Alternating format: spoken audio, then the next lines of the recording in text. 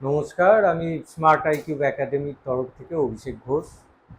আজকে স্টুডেন্টস আপনাদের কাছে একটা ছোট্ট ভিডিও তুলে ধরতে চাইছি, যেটা আপনারা যারা উচ্চ মাধ্যমিক দিলেন, ভেরি রিসেন্ট যারা উচ্চ মাধ্যমিক দিলেন এবং তার রেজাল্টও যথারীতি 8 তারিখে বেরিয়ে গেছে। তো এরপরে আপনারা চিন্তা ভাবনা করছেন যে আপনারা কি নিয়ে পড়াশোনা করতে চাইছেন। সেটা হতে পারে জেনারেল লাইনে বা আদার্স হতে পারে আপনারা প্রফেশনাল লাইনে পড়াশোনা করতে চাইছেন।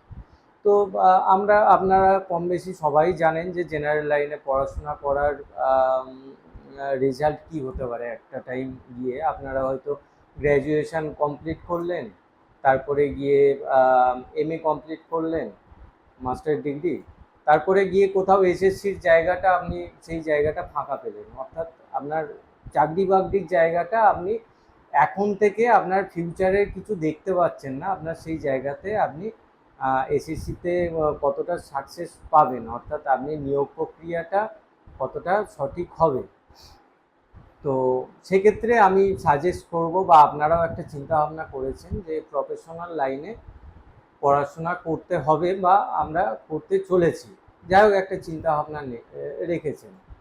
তো সেক্ষেত্রে স্টুডেন্টস আমি একটা ছোট ভিডিওর মাধ্যমে একটা সাবজেক্ট নিয়ে আপনাদের সামনে তুলে ধরতে চাই। সেটা হচ্ছে ANM বা GNM। এই যে নার্সিং, ANM বা GNM নার্সিং, এটা হতে পারে মেল, হতে পারে ফিমেল।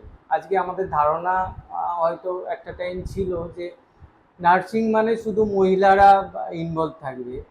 সেক্ষেত্রে কিন্তু আজকের দিনে দাঁড়িয়ে আপনারা মেল কিংবা ফিমেল উভয়ই কিন্তু এই নার্সিং প্রফেশনকে নিয়ে এগিয়ে যেতে পারেন, এবং এখানে একটা ব্রাইট ফিউচারের জায়গা আপনাদের রয়েছে। সেটা কীরকম, তো সেই আলোচনাগুলো আমরা নেক্সট একটা ভিডিও তুলে ধরার চেষ্টা করব। অ্যাট প্রেজেন্ট যেটা আমরা আলোচনা করব, তো স্টুডেন্টস আজকে আপনাদের সামনে ANM অ্যান্ড GNM এক্সাম নিয়ে কিছু খুঁটিনাটি তথ্য আপনাদের সামনে এই ছোট ভিডিওর মাধ্যমে তুলে ধরার চেষ্টা করছি। তো প্রথমত আপনাদের জানতে হবে ANM অ্যান্ড GNM এক্সামের সাবজেক্টটা কী কী থাকতে পারে বা কী কী আছে এই সাবজেক্ট। তো প্রথমত বলি লাইফ সায়েন্স, দ্বিতীয়ত physical science, basic English, mathematics, general knowledge, logical reasoning. এই কটা সাবজেক্টের ওপর 115 নম্বরের টোটাল মার্কস নিয়ে আপনাদের পরীক্ষাটা দিতে হবে। প্রথমত লাইফ সায়েন্সের ক্ষেত্রে বলি, লাইফ সায়েন্সের 30 নম্বরের কোয়েশ্চেন 1 নম্বর করে থাকবে, এবং সেকেন্ড পার্ট 2 নম্বরের 10টা কোয়েশ্চেন থাকবে। টোটাল কোয়েশ্চেন হচ্ছে লাইফ সায়েন্সের 40টা, আর টোটাল মার্কস হচ্ছে আপনার লাইফ সায়েন্সের 50,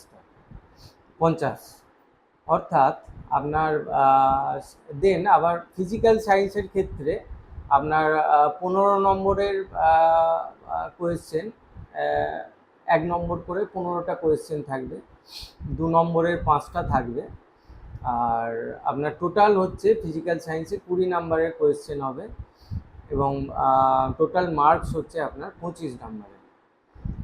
বেসিক ইংলিশটা যেটা হচ্ছে সেটাও আপনার গিয়ে 15 নম্বরের কোয়েশ্চেন থাকবে, সেটাও 1 নম্বরের করে থাকবে, এবং ম্যাথামেটিক্স সেটাও হচ্ছে আপনার 10 নম্বরের, 1 নম্বর করে কোয়েশ্চেন থাকবে, 10 নম্বরের টোটাল পরীক্ষা হবে, এবং জেনারেল নলেজটাও ওই আপনার গিয়ে 10 নম্বরের পরীক্ষা হবে, এবং লজিক্যাল রিজনিং যেটা হচ্ছে আপনার 5 নম্বর থাকবে, এবং 1 নম্বর করেই থাকবে, এবং টোটাল এই কোয়েশ্চেন প্যাটার্নটা আপনার 9, 10, 11, 12কে কেন্দ্র করেই আপনার এই কোয়েশ্চেন প্যাটার্নটা থাকবে।